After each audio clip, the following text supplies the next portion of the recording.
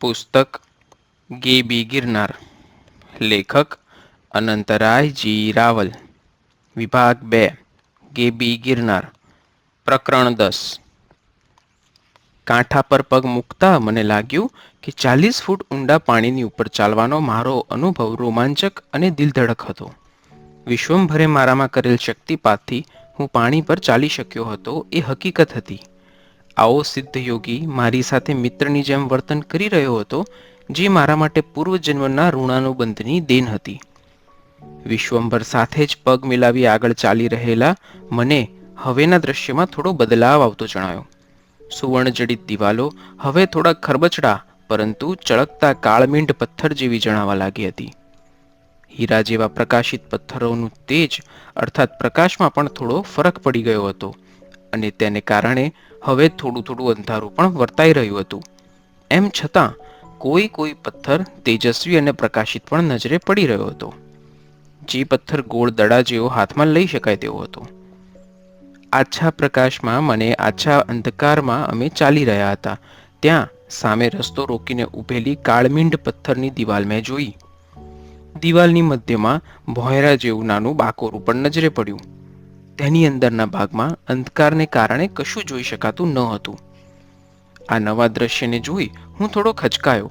ત્યાં જ વિશ્વંભરે કહ્યું, તે અત્યાર સુધી પ્રકાશનો અનુભવ કર્યો, હવે અંધકારનો અનુભવ લે. પછી હસીને માનવ જીવનનું રહસ્ય કહેતો હોય તેમ કહ્યું, પ્રકાશ પછી અંધકાર, સુખ પછી દુઃખ, તેવી જ રીતે જન્મ પછી મૃત્યુ અને મૃત્યુ પછી પુનર્જન્મ, રાત્રિ પછી દિવસની જેમ. પછી ઉમેરતા કહ્યું, આ ક્રમમાંથી નીકળવા માટે પુરુષાર્થ કરવો પડે છે. નિરંતર અવિરત સાધના, યોગ, ભક્તિ અને ઈશ્વરનું ચિંતન અને સમર્પણ. ખેર, આવી વાતો તો પછી પણ થશે. અત્યારે આપણે ગિરનારી બાવાના દિવ્ય દર્શનનું લક્ષ્ય સિદ્ધ કરવા પ્રયત્નશીલ બનીએ. હવે આપણે આ ઘેરા બનતા જતા અંધકારનો સામનો કઈ રીતે કરીને આગળ વધવું તેનો ઉપાય કરવો પડશે, કહીને વિશ્વંભર જાણે વિચાર કરતો હોય તેવી મુદ્રામાં ઊભો રહ્યો. હસતો હતો. તુરંત જ મેં એ રેવાનંદજીના સૂચન મુજબ સાથે લીધેલી બેટરી કાઢવાનો પ્રયત્ન કરવા થેલામાં હાથ નાખ્યો. ત્યાં જ મને અટકાવતા વિશ્વંભરે કહ્યું, રૂકો, ત્યાં તારી બેટરીનો પ્રકાશ નહીં ચાલે. ત્યાં આનો દિવ્ય પ્રકાશ જ વધુ ઉપયોગી થશે. કહી તેણે નજીક પડેલ એક વધુ તેજસ્વી અને પ્રકાશિત પથ્થર ઉપાડીને મારા હાથમાં મૂક્યો, જે બેટરીના પ્રકાશ કરતાં પણ વધુ પ્રકાશ ફેંકી રહ્યો હતો. મસ્તક નમાવી અંધારી ગુફામાં જેવો અમે પ્રવેશ કર્યો કે તુરત જ મારા હાથમાં રહેલ પ્રકાશિત પથ્થરનો પ્રકાશ ગુફામાં પથરાઈ રહ્યો અને બધું જ સ્પષ્ટ દેખાવા લાગ્યું. ગુફા સાંકડી અને 10 ફૂટની લંબાઈવાળી તેમજ નીચા નમીને ચાલવું પડે તેવી નીચી હતી. નીચા નમીને ચાલતા ચાલતા અમે થોડું અંતર કાપ્યું તો જમણા હાથની દિવાલમાં કમાન આકારનું મોટું દ્વાર નજરે પડ્યું. બહારથી નજર કરતાં અંદર મોટા કમરા જેટલી જગ્યા હતી તેમ લાગ્યું. અમે પથ્થરના પ્રકાશ સાથે અંદર પ્રવેશ કર્યો. અંદર શીતળ પ્રકાશમાં અમે જોયું તો પૂર્વ દિશામાં દિવાલમાંથી ઊંચા ઓટા જેવું ચાંદીનું બનેલું હોય તેવું પ્રકાશિત મોટું સિંહાસન હતું. ગુફાની દક્ષિણ તરફ આગળ જવાનો રસ્તો હતો, પરંતુ ત્યાં સુધી જોઈ શકાતું ન હતું.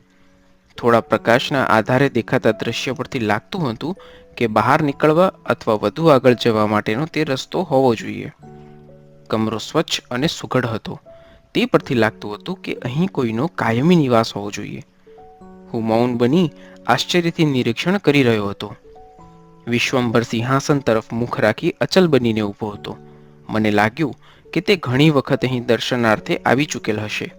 કદાચ તેની પાસે આંખો મીચીને પણ જોવાની શક્તિ હશે. હું વિશ્વંભર સામે ઉત્સુકતાથી જોઈ રહ્યો હતો. ત્યાં જ ઝગમગતા પ્રકાશિત કમરાનું વાતાવરણ અચાનક બદલાઈ ગયું. કમરામાં પ્રકાશની જગ્યાએ આછો અંધકાર પથરાઈ રહ્યો. તે સાથે જ ન ઓળખી શકાય તેવી મધુર સુગંધ કમરાના વાતાવરણમાં પ્રસરી રહી. સુગંધમાં એટલી માદકતા ભરી હતી કે તન, મન, બદન હર્ષોલ્લાસથી નાચી ઉઠ્યું. નાના બાળકને માતાનું દર્શન થતાં જેવો આનંદ થાય તેવો આનંદ મારા મનમાં વ્યાપી રહ્યો હતો. મેં વિશ્વંભર સામે જોયું તો તે હાથ જોડી આંખો મીચી સામે રહેલ સિંહાસન તરફ જાણે સમાધિમાં હોય તેમ ઊભો હતો. ત્યાં જ મારા અચરજ વચ્ચે સિંહાસન પ્રકાશિત થઈ ઉઠ્યું. હું એ અચરજમાંથી બહાર આવું ત્યાં જ સિંહાસન પર એક અતિ પ્રકાશિત જ્યોત પ્રકટ થઈ, જે વિશાળ કદની માનવ આકૃતિવાળી હતી. ધીમે ધીમે એ જ્યોતરૂપી માનવ આકૃતિ સ્પષ્ટ થઈ, જેનું તેજસ્વી સ્વરૂપ અગ્નિરૂપ હોય તેમ થઈ રહ્યું હતું. અતિ આશ્ચર્યના પ્રહારમાંથી મને કળ વળે અને હું સ્વસ્થ બનું, ત્યાં જ મને તે તેજસ્વી આકૃતિ પારદર્શક લાગવા માંડી. ધીમે ધીમે ચામડીના પડની અંદર રહેલા હૃદય, માંસપેશીઓ, સ્નાયુઓ સહિતની 72,000 નાડીઓથી વ્યાપ્ત શરીરને હું આશ્ચર્યથી નિહાળી રહ્યો. આ તેજસ્વી મૂર્તિ ગિરનારી બાવાની જ હોઈ શકે તે વિશે મને પ્રતીતિ થઈ જતા હું ભાવવિભોર બની ગયો. મેં 2 ખભા નમાવી નીચા નમી વારંવાર પ્રણામ કર્યા. હું પ્રણામ કરી રહ્યો હતો એ દરમિયાન મને લાગ્યું કે મારા મસ્તક પર કોઈનો સ્પર્શ થયો છે અને મને તે સાથે લાગવા માંડ્યું કે મને કોઈ નવીન દ્રષ્ટિ મળી રહી છે અને એ દ્રષ્ટિ વડે હું ગિરનારી બાવાના દર્શન કરી રહ્યો છું. મને લાગવા માંડ્યું કે ગિરનારી બાવાની અંદર દેખાતું ભૌતિક સ્વરૂપ હવે બદલાઈ રહ્યું છે. ભૌતિક અવયવોની સાથે સાથે સૂક્ષ્મ રીતે રહેલા આધ્યાત્મિક અવયવો પણ દર્શિત થઈ રહ્યા છે. આ જ ગિરનારી બાવાનું દિવ્ય સ્વરૂપ છે તેમ મને લાગવા માંડ્યું. મારા આંતરચક્ષુ અતિ જાગૃત અને તેજસ્વી બનીને ગિરનારી બાવાના દિવ્ય શરીરનું અવલોકન કરવા લાગી ગયા. જીવાત્માના જ્યોતિર્મય રક્ત, શ્વેત, કૃષ્ણ અને નીલ એ 4 વર્ણના શરીરને એકબીજાને આશ્રિત અને એકબીજામાં ઓતપ્રોત થયેલા ગિરનારી બાવાના તેજસ્વી અને પારદર્શક શરીરમાં મને સ્પષ્ટ થવા લાગ્યા. આમ સ્થૂળ, સૂક્ષ્મ, કારણ અને મહાકારણ શરીરની પ્રત્યક્ષ અનુભૂતિ મને ગિરનારી બાવાના ભૌતિક અને સૂક્ષ્મ આધ્યાત્મિક શરીરમાં સ્પષ્ટ થવા લાગી. એ સાથે તેમના પારદર્શક શરીરમાં ષટચક્રોનો ઉદય થતો હું નિહાળી રહ્યો હતો. પરંતુ એ દિવ્ય દેહમાં જે ષટચક્રોના દર્શન થયા તેનું સ્પષ્ટ વર્ણન કરવું અશક્ય છે. જે દર્શન થયું તેમાંથી કેટલાક દ્રશ્યો હું સમજી અને ઓળખી શક્યો હતો.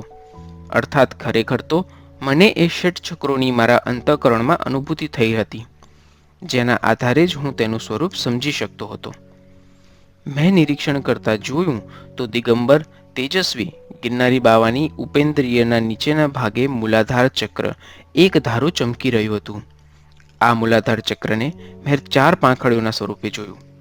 તેની વચ્ચેના ભાગમાં લનો ધ્વનિ થઈ રહ્યો હતો, તેમજ તેની વચ્ચે ત્રિકોણાકાર ભાગમાં શિવલિંગને વીંટળાઈને સર્પાકારે સૂતેલી નતફેણવાળી કુંડલીની શક્તિ સ્પષ્ટ રૂપમાં દેખાઈ રહી હતી અને ત્યાંથી શંગ સંગ શંગ સ્વર્ણોનો ગુંજારવ અવિરતપણે થઈ રહ્યો હતો. આ મૂલાધાર ચક્રની જમણી બાજુ સરસ્વતી અને ડાબી બાજુએ બ્રહ્મા બિરાજિત હતા. ચક્રની અંદરના ભાગે ત્રિકોણની વચ્ચે બહાર 4 બાજુ 1000 સૂંઢવાળો ઐરાવત હાથી સતત રીતે ગોળ ગોળ ઘૂમી રહ્યો હતો. આ 4 પાંખડીવાળા મૂલાધાર ચક્રનું સ્થાન શિવની હતું. રક્તવર્ણ અને લોક ભૂલોક હતો, જેમાં યેબ થી મેબ અક્ષરો સ્પષ્ટ રીતે વાંચી શકાતા હતા. તત્વ પૃથ્વી હતું, એ બીજ હતું, વાહન ઐરાવત હતું, તત્વનો ગુણ ગંધ હતો. અધિષ્ઠાતા દેવ બ્રહ્માના દર્શન થઈ રહ્યા હતા. સાથે ડાકીની નામની દૈવી શક્તિ પણ વિદ્યમાન હતી. તેની અંતરનું યંત્ર ચતુકોણ હતું. કર્મેન્દ્રિય સ્થાને ગુદા અને જ્ઞાનેન્દ્રિય નાસિકા હતી.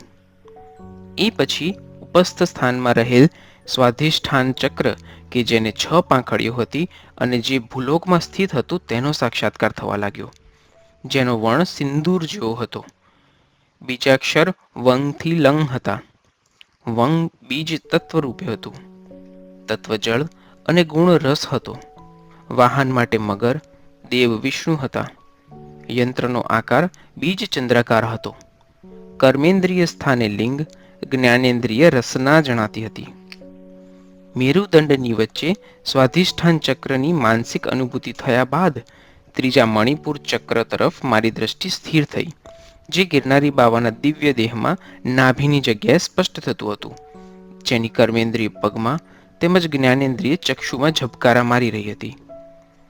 મણિપુર ચક્રનું સંપૂર્ણપણે દર્શન થઈ ગયા બાદ અરુણ જેવા તેજસ્વી અને હૃદયમાં સ્થિત 12 પાંખડીવાળા અનાહત ચક્રના સ્પષ્ટ રીતે દર્શન થવા લાગ્યા, જેનો લોક, મહલોક, વાયુ તત્વ અને વાહન મૃગ સ્પષ્ટ દેખાઈ રહ્યું હતું, જેની જ્ઞાનેન્દ્રિય ત્વચા, આકાર ષટકોણ હતો. વર્ણો કંથી હંગ હતા. બીજ યંગ અને અધિષ્ઠાતા દેવ ઈશાન રુદ્ર હતા. દૈવી શક્તિ ડાકીનીના દર્શન પ્રભાવિત કરી રહ્યા હતા. હવે અનાહત ચક્ર પરથી મારી દ્રષ્ટિ ફરીને 5મા સ્થાન પર રહેલ વિશુદ્ધા ચક્ર પર સ્થિર થવા લાગી, જે ગિરનારી બાવાના દિવ્ય શરીરમાં કંઠની જગ્યાએ જણાતું હતું. જેની પાંખડીઓ 16 હતી. વર્ણ ધૂમ્ર હતો. વિશદ્રા ચક્રનો જનલોક હતો. વર્ણો અથી અહ સુધી હતા, જે અનુક્રમે પાંખડીઓ પર સ્પષ્ટપણે દ્રશ્યમાન થતા હતા. વિશુદ્ધા ચક્રના સ્પષ્ટપણે દર્શન થયા બાદ મારી દ્રષ્ટિ 6ઠા આજ્ઞા ચક્ર પર સ્થિર થવા લાગી. ચક્ષુ આકારના આ ચક્રનું દ્રશ્ય અતીવ મનોહર અને અદ્ભુત હતું, જેનું સ્થાન ભૂમધ્યમાં હતું. 2 પાંખડીવાળા આ આજ્ઞા ચક્રની પાંખડીઓમાં સુંદર શ્વેત વર્ણ હતો. મહત વન્યવાળા આ આજ્ઞા ચક્રનું બીજ તત્વ ઓમ હતું. વાહન નહીં હોવાને કારણે ઓમકાર નાદનો ધ્વનિ અંદરથી ગુંજી રહ્યો હતો. વચ્ચે અધિષ્ઠાતા દેવ શિવ લિંગના રૂપે બરાબર વચ્ચે સ્થાપિત જણાતા હતા. તેનું યંત્ર લિંગાકાર હતું.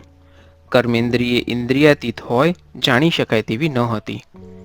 જ્ઞાનેન્દ્રિય પણ ઇન્દ્રિયાતીત હોય હું તે જાણવા અસમર્થ થતો હતો, કારણ કે યંત્ર લિંગાકાર હતું, જેની મધ્યમાં એક આંખ હતી.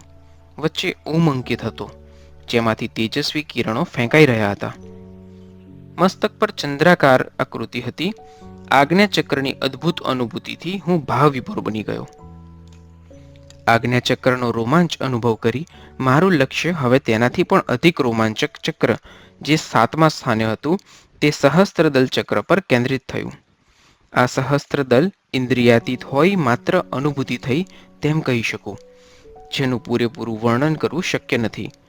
મસ્તક અર્થાત મૂર્ધા પર રહેલું અથવા આવેલ આ સહસ્ત્રદલ ચક્રને સુંદર 100 પાંખડી હતી. વર્ણ સ્પષ્ટ થતો ન હતો. ગિરનારી બાવાના મસ્તક પર સત્યલોકની અનુભૂતિ થતી હતી. ચક્રની બધી જ પાંખડીઓ પર અથી અહ સુધીના સંપૂર્ણ અક્ષરો અંકિત થયેલા હતા. સહસ્ત્રદલ તત્વાતીત હોય, તત્વ જાણી શકવાની મારામાં સમર્થતા હતી નહીં. તત્વબીજ વિસર્ગ હતું, જે ફૂદડીઓના જેવી લીટીઓથી અંકિત હતું. વાહન બિંદુ હતું.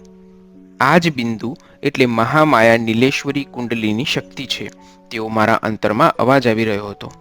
અર્થાત તેવું જ્ઞાન થઈ રહ્યું હતું.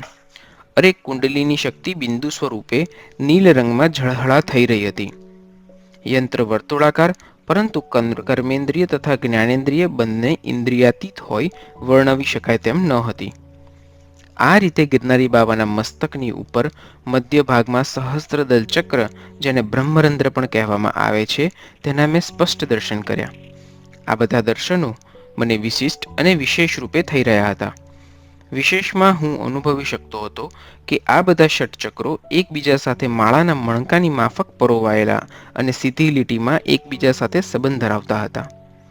આ દર્શનની સાથે સાથે કરોડરજ્જુની વચમાંથી પસાર થતી ઈડા, પિંગલા અને સુષુમ્ના નાડીઓ પણ દર્શિત થતી હતી. પરંતુ આ બધામાં અદ્ભુત દ્રશ્ય તો એ હતું કે છેક મૂલાધારમાંથી પ્રગટ થતી સર્પાકાર મહામાયા કુંડલીની સુષુમ્ના નાડી દ્વારા ઉપર બ્રહ્મરંધ્રમાં જતી, ઉપર ચડતી સ્પષ્ટ જોઈ શકાતી હતી. ગિરનારી બાવાના સૂક્ષ્મ શરીરનું મને આ રીતે દર્શન થયું અને તે સાથે ષટચક્રોના જ્ઞાનનું મને સ્ફુરણ થયું. ગુદા અને લિંગ એ બંને ઇન્દ્રિયોમાં રહેલ અપાન વાયુની મને માનસિક રીતે પ્રતીતિ થઈ, જે ખાધેલા અન્નના રસને સમગ્ર શરીરમાં પહોંચાડવાનું કામ કરે છે. તે સમાન વાયુનો મને ખ્યાલ આવ્યો. તે જ પ્રમાણે 72,000 નાડીઓ દ્વારા સંપૂર્ણ શરીરમાં જે શક્તિ સંચાર કરે છે, તે વ્યાન વાયુને ધબકતી નાડીઓમાં હું અનુભવ કરી રહ્યો હતો. તે જ પ્રમાણે ઉદાન વાયુની પ્રતીતિ પણ મને થઈ. ઉપરાંત જેનું બ્રહ્માંડ બનેલું છે, તે પંચમહાભૂતોને પણ બાબાના દિવ્ય શરીર પર અનુભવી શક્યો. તેમના ભૌતિક સ્વરૂપ, જેમ કે નાડી, પારદર્શક ચામડી વગેરે દ્વારા પૃથ્વી તત્વ, પ્રકાશિત તેજસ્વી શરીર અને તેમના હૃદયમાં પ્રજ્વલી રહેલ નીલ જ્યોતથી હું અગ્નિ તત્વને ઓળખી શક્યો. અષ્ટગંધની મધુર સુગંધ દ્વારા હું વાયુ તત્વને ઓળખી શક્યો. નાડીઓમાં વહેતું રુધિર જલ તત્વની પ્રતીતિ કરાવી રહ્યું હતું.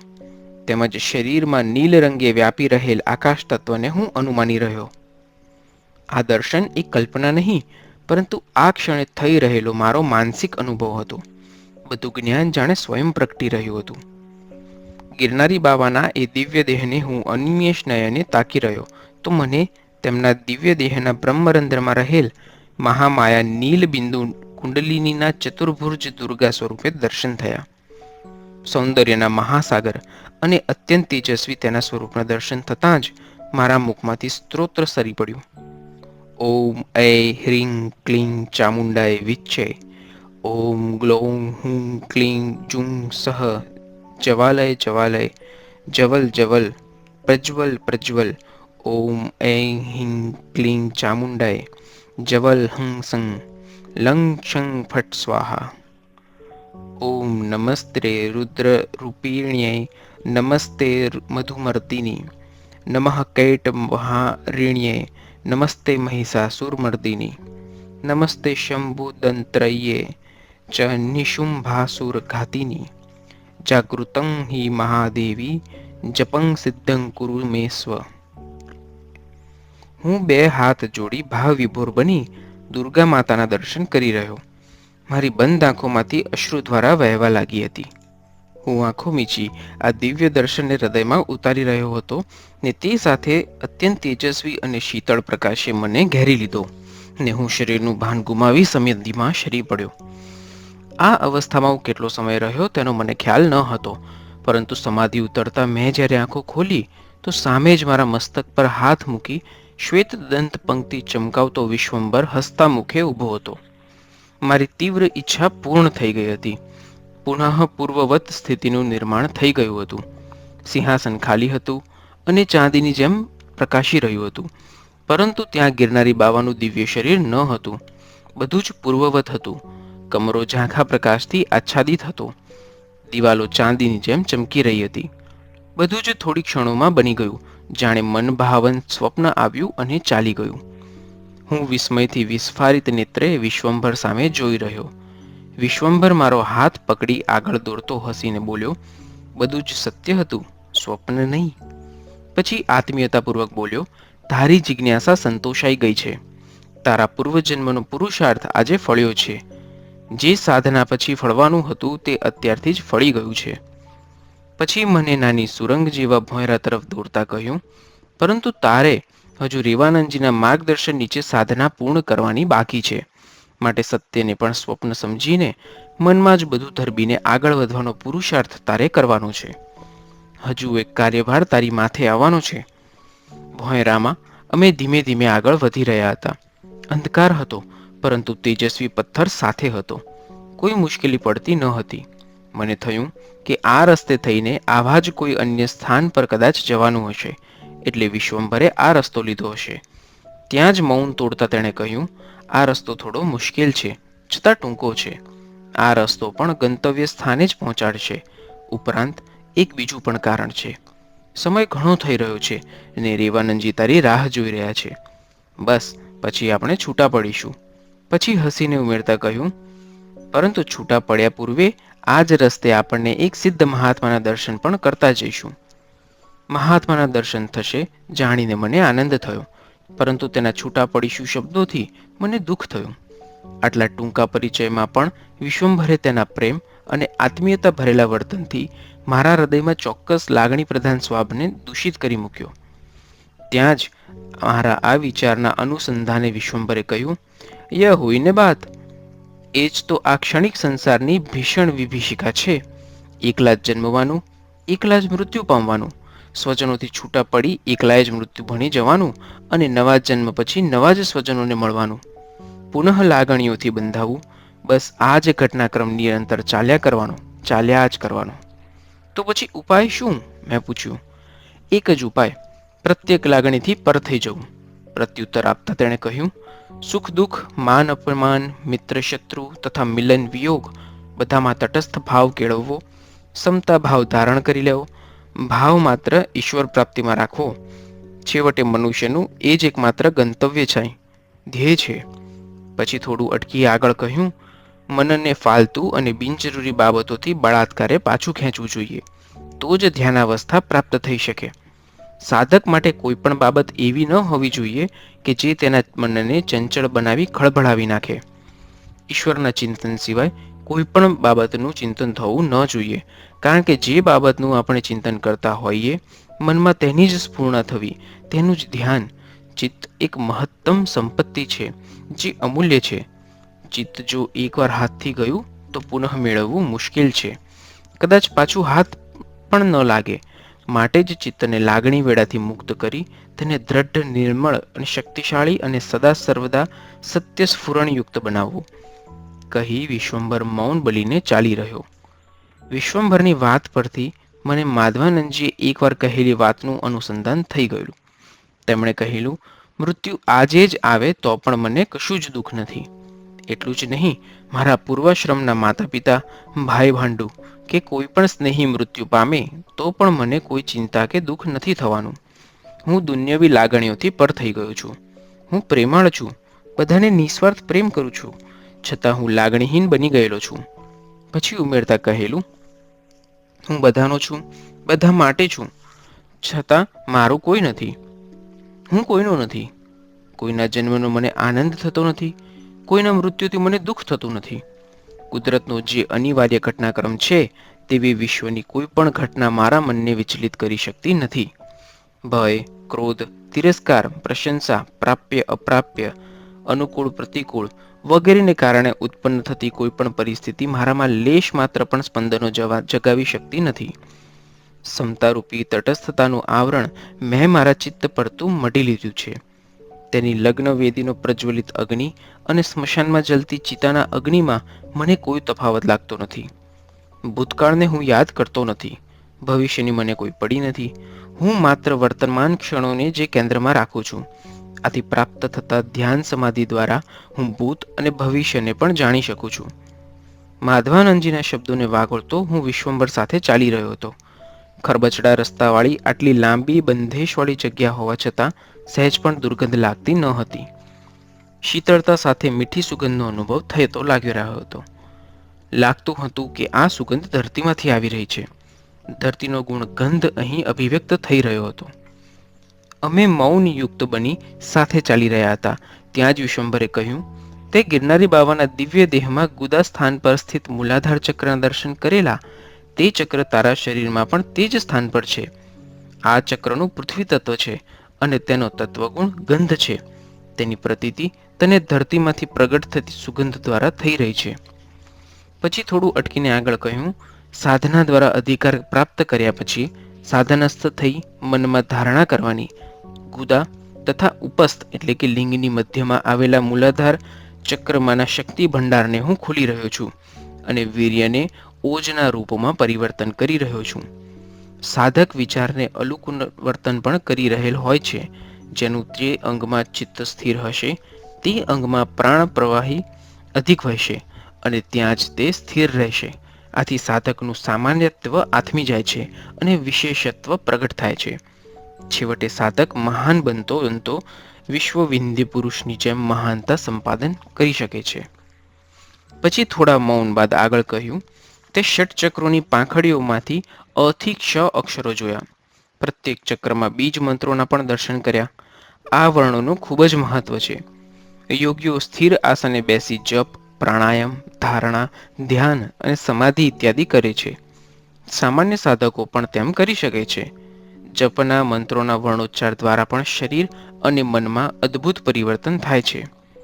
પછી યંત્રોનું વિશેષ મહત્વ દર્શાવતા વિશ્વંભરે આગળ કહ્યું, સ્વાદિષ્ઠાન ચક્ર કે જેનું સ્થાન ઉપસ્થ લિંગમાં છે, તેની સાધના દ્વારા સુષુમ્ના નાડી જાગૃત થતા સાધક ઉર્ધ્વરેત બની સંયમ અર્થાત બ્રહ્મચર્ય પાડી શકે છે. આ ચક્રનું તત્વ જળ છે અને તત્વગુણ રસ છે. રુધિરાભિસરણ આ ચક્રની સહાયતાથી થાય છે. રુધિરમાંથી વીર્ય ઉત્પન્ન થાય છે, જેના સંગ્રહથી સાધક તેજસ્વી બને છે. ચક્રની કર્મેન્દ્રિય લિંગ છે, જેના સંકોચનથી વીર્યને ઉર્ધ્વગામી બનાવી બ્રહ્મરંધ્ર સુધી પહોંચાડી સાધક કુંડલિનીનો સાક્ષાત્કાર કરી બ્રહ્મમય બની શકે છે. સ્વાધિષ્ઠાન ચક્રનું અને તેમાં રહેલા વર્ણોનું અને તેના જપનું આ મહત્વ છે. પછી મણિપુર ચક્રનું મહત્વ દર્શાવતા આગળ કહ્યું, મણિપુર ચક્ર સાધકના આરોગ્યનું રક્ષણ કરે છે, જેનું સ્થાન નાભી છે. તેમાં ધ્યાન સાધના અને ચિંતન જરૂરી છે. તત્વબીજ અગ્નિ હોવાને કારણે આ ચક્રનો તેની નજીક રહેલા અવયવો, આંતરડા વગેરે સાથે સંબંધ છે, જે અન્નના પ્રાશને તે અંગે છે. તત્વગુણ અગ્નિ જઠરાગ્નિ સ્વરૂપે આંતરડામાં રહેલા રસને ઉષ્ણ બનાવી પકાવીને પચાવીને તેનું લોહી, માંસ અને મજ્જામાં રૂપાંતર કરે છે. નિરોગી અવસ્થાને કારણે સાધકનું મનોબળ પણ ઘણું વધી જાય છે. હું યોગની ઉચ્ચ ભૂમિકાઓ અવશ્ય વટાવી શકીશ એવો દ્રઢ નિશ્ચય તેની વિશુદ્ધ થયેલી બુદ્ધિ ધારણ કરે છે. આમ થયા પછી તે સાધક શૌર્ય, ધૈર્ય અને ઉત્સાહની મૂર્તિ જ બની જાય છે. સાધક પરકાયા પ્રવેશ કરી શકે છે, ધારેલું રૂપ ધારણ કરી શકે છે. અષ્ટચક્રનું રહસ્ય વિશ્વંભરના મુખેથી હું સાંભળી રહ્યો હતો. તે થોડીવાર મૌન થતાં મને પ્યાસ લાગતા પાણી પીવાની ઈચ્છા થઈ આવી. તુરત જ મારી ઈચ્છા વિશ્વંભરમાં ખ્યાલમાં આવી. બસ 2-4 ડગલા ચાલી નાખ, થોડી દૂર દિવાલમાંથી શુદ્ધ પાણી ટપકતું નજરે પડશે. ને મારા આશ્ચર્ય વચ્ચે થોડું ચાલતા જ ઝીણી ઝીણી ધારાના સ્વરૂપમાં ટપકતું પાણી નજરે પડ્યું. જલપાન કરી આગળ વધતા વિશ્વંભરે કહ્યું, અનાહત ચક્ર હૃદયમાં છે, જે રક્તથી આખા શરીરને સિંચે છે. આટલું કહી વિશ્વંભર થોડીવાર મૌન રહી ઉતાવળમાં સમાપન કરતા બોલ્યો, આ બધા ચક્રો અને યોગ વિશે સંપૂર્ણ વાતો કરવા પૂરતો સમય જોઈએ. રેવાનંદજીની સહાયથી આ બધું જ્ઞાન તને પ્રાપ્ત થશે. વિશ્વંભર મૌન બનતા ધરતીમાંથી પ્રગટી રહેલી સુગંધને માણતો હું ચાલી રહ્યો. સુગંધ વધુ ને વધુ મનભાવન બની રહી હતી. ત્યાં જ જાણે નીચેની માટીમાંથી વરાળ જેવી ગરમ હૂંફ આવતી હોય તેવો મને અનુભવ થવા લાગ્યો. આશ્ચર્ય સાથે હું વિચારી રહ્યો હતો, આ ગરમીનું કારણ કદાચ એ પણ હોઈ શકે કે આ જગ્યાએ જમીનનું પડ પાતળું હોય, લાવા રસની ગરમી પણ અસર કરતી હોય. હું આમ વિચારી રહ્યો હતો ત્યાં સ્વાભાવિક રીતે મારાથી વિશ્વંભર તરફ જોવાઈ ગયું. તો તે મારા તરફ જોઈ મંદ મંદ હસી રહ્યો હતો.